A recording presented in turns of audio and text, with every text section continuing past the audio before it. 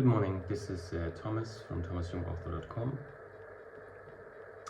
Today is August 19th, it's 7 a.m., it's early morning, and I'm recording this video.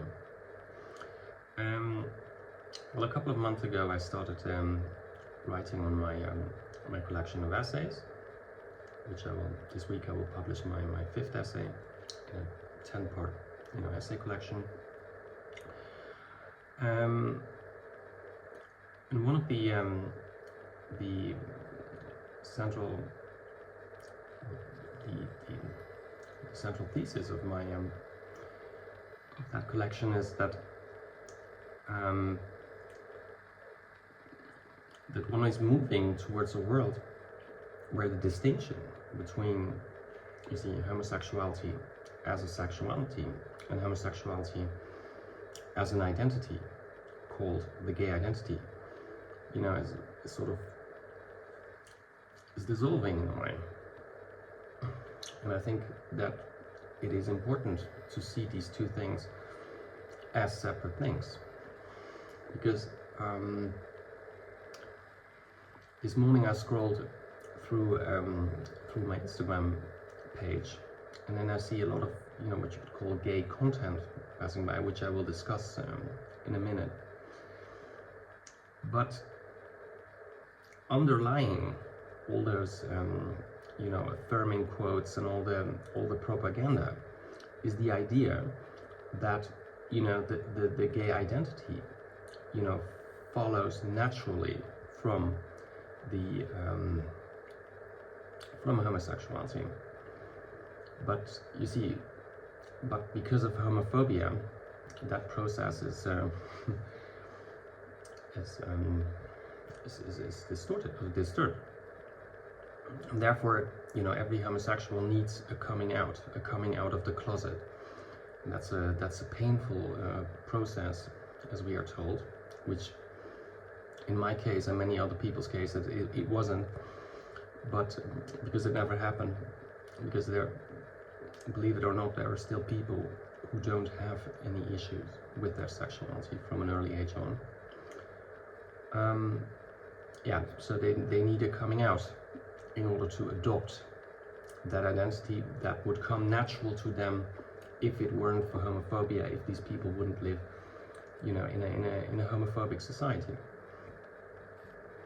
And underneath that also lies another premise, is that gay people are fundamentally different from what they call straight people. So, and therefore they need to be accommodated better. And you see a lot of talks about rights. We need rights, by which they basically mean better accommodation and certain privileges, certain exemptions from things. Because I always wondered, even when I was a teenager, like at the end of the 90s, I wondered, what rights don't I have? Like, what I have all the rights any other person have. What rights don't I have? Now then, any gay person would say, yeah, you don't have the right to adopt children or to, yeah, but you see, the kind of sex I'm having does not produce any children, so why would I want to have them? So stuff like that. But now even that so-called right is something they have. So they can get married, but still, there's still talk about rights these people supposedly don't have. And no gay person has ever, or someone identifying as queer, has ever told me what these rights are that he doesn't have. Yeah. So, yeah. And there's the issue of, all the display of homosexuality. As I told you in many other videos, gay pride parades used to be basically the different parts of gay nightlife showing themselves on the street. And there was some, activism played a part in it, but it was not that important. For example, if you look at a gay pride parade, for example, in Amsterdam where I live, the pride flag was there, but it was not everywhere. Now, if you see videos and imagery, you know, the pride flag is everywhere. Every 50 meters there's a pride flag. Everywhere hangs that pride flag. Everything is sort of pride imagery. That wasn't the case 20 years ago. There were some pride flags perhaps, you know, but also the pride flag used to mark certain gay venues. So you can recognize a gay venue by, oh yeah, there's a pride flag hanging outside, you can go in here. That's what the pride flag was originally for. It was not that much of a political symbol. And here you can also see a little bit of, you know, the rewriting of history. So the pride flag is now made into this huge, you know, political symbol, which it in a way was, but not in the way it is now. And then they tell the story, yeah, there was Stonewall, and then were all the gay pride parades, and the gay pride parades played a major role in gay liberation, which is also nonsense, because gay pride parades were only in very large cities.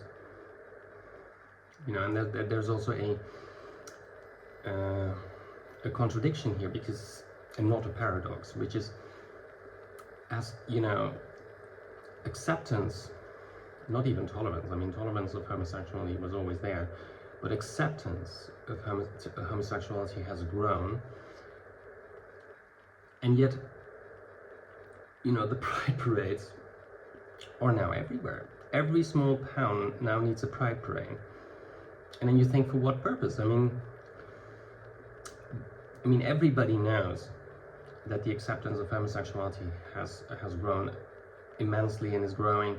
So why acting as if there's a problem? But you see, then they say now, I watched some footage this morning, and there's something you hear, oh yeah, the tolerance of homosexuality is on the decline again. Yeah, but I wonder if that's the case. Then they show a statistic, and then they say, and in the Dutch news they present it as if it is everywhere, and then they show a statistic of the city of Amsterdam under the youth, and then that has declined substantially, like, in the past 10 years, and then they wonder why that is. But I wonder if it is really that, because here you also see the constant confusion between sex and identity.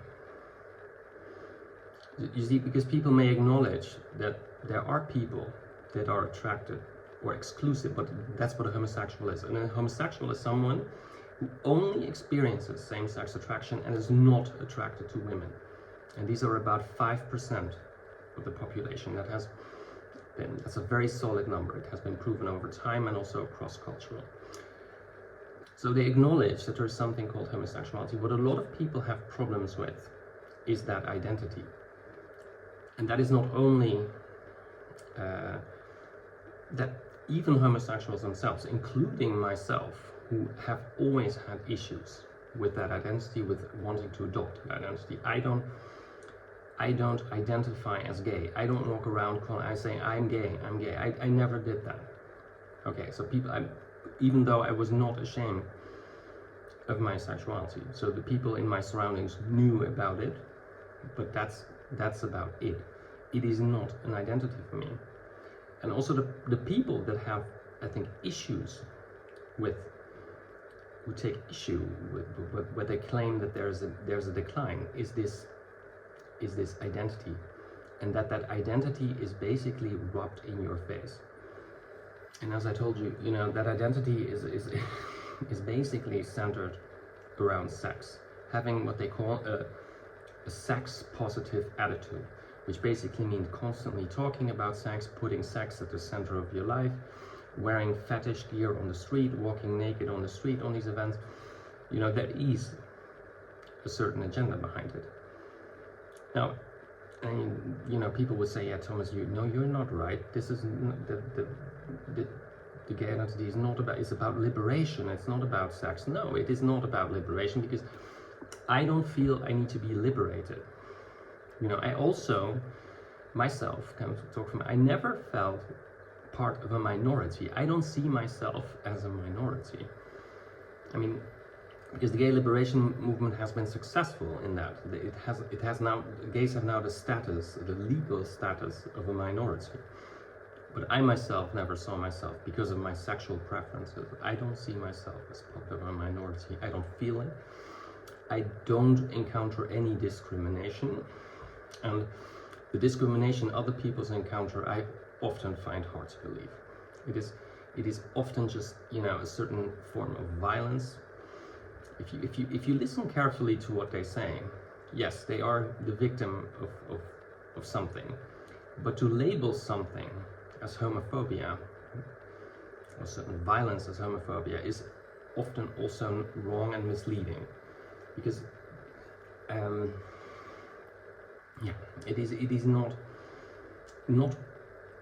all discomfort or all hostility you perceive is a form of homophobia. Because, you know, all my life I've been trying to figure out and listen to these people and get what they are about, but it is very, very hard to find. So in a video of the previous week, I talked about that Inside Rob guy that goes to all the sleazy bars and the bathhouses and makes a review.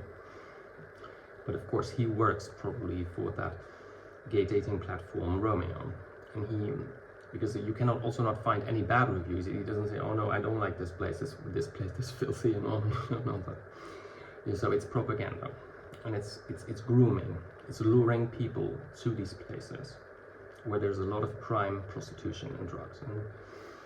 And by the way, normalizing drugs and legalizing drugs is also part of the gay identity. That is also something that is often misunderstood. One could see that last week. You could see the mayor of Amsterdam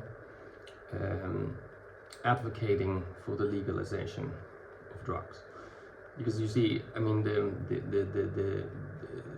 gay community, which is basically in the narrow sense still, you know, an organized crime network.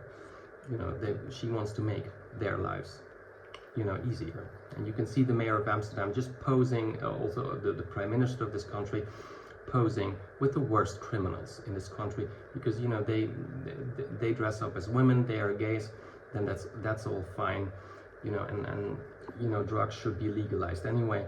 So in a way, they don't see these people as criminals, if you know what I mean. Okay, well, that was it for today. I just wanted to give you a little update on how I think about these things, and that I'm writing about, you know, my essay, which will be published this week, which will be called Tolerance, Acceptance, Glorification. And it is basically, I describe the movement away from, you know, tolerance of homosexuality to a culture that glorifies it, and what is wrong with that.